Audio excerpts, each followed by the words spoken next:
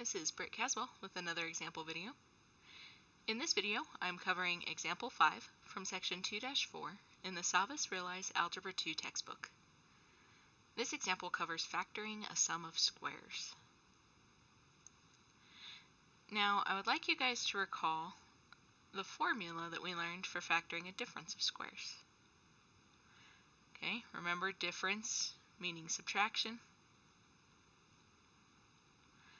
So when we had a difference of squares, we said if you have a squared minus b squared, that you would have two sets of parentheses where you take the square root of these terms and you put them in there in the same order, and then you separate them by a plus and a minus.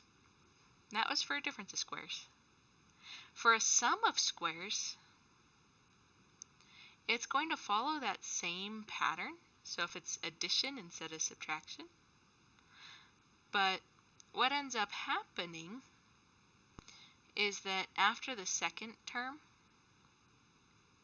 you're going to have an I, which stands for imaginary numbers. Because remember, this is a set called a complex conjugate.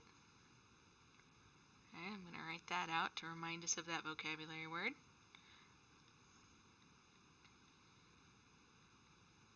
Which means that they're the same thing, but they have different signs in between them. And so that complex conjugate removes the middle terms when I multiply them together. And then when I do multiply it together, this would be a negative b squared I squared, but I squared is -1, which causes that sign to flip. So that's why we put the i's on there, is to change that sign there in the middle. So let's go ahead and let's do an example with this. We have the expression x squared plus y squared. So in this case, we set up two sets of parentheses. I take the square root of the first term, so x squared, the square root is x. And then I take the square root of the second term, so y squared, the square root is just y. I separate them with a plus and a minus, and then because this is addition, you plop an I at the end there. And now it's factored. So now sometimes before we can use a complex conjugate or the sum of squares formula, these need to be squares. So remember, squares are those really nice numbers like 1 squared is 1, and 2 squared is 4, and 3 squared is 9. So we're looking for that list of numbers, the 1, 4, 9, 25, 36, those nice numbers. So 12 and 3, those aren't on that list. Now 12 and 3, those are both divisible by 3. So I can factor out this greatest common factor first. So I'm going to have 3 times, so 12x squared divided by 3 is 4x squared. And then 3 divided by 3 is 1. And so now that I pulled that 3 out, I have that nice set of perfect squares.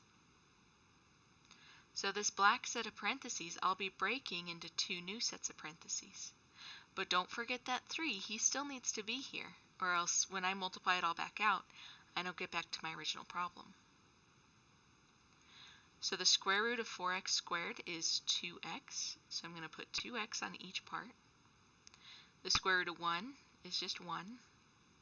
So I know I'm going to need to fill in i's, so I'm just going to call it 1i.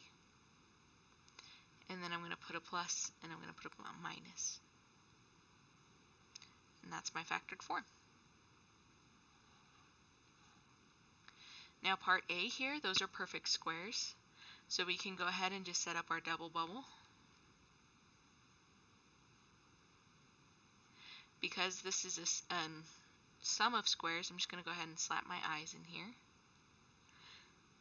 I know I'm going to have a plus, and I know I'm going to have a minus. So now the square root of 4x squared is 2x. And the square root of 25 is 5. And just like that, it's factored.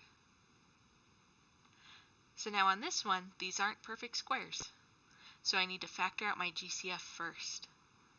So the greatest common factor between 8y squared and 18 is 2. So I'm going to divide a 2 out of the problem. So 8y squared divided by 2 is 4y squared, and 18 divided by 2 is 9. And those are those really nice perfect squares I'm looking for. So I can break apart that set of black parentheses. But just like last time, don't forget that 2. He needs to be in there as well. Just because he's not in the parentheses doesn't mean he's not part of the problem.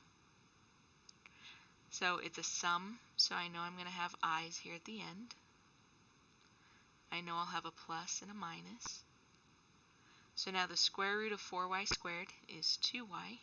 So I put that in the front of each. And the square root of 9 is 3. And that goes in the back part.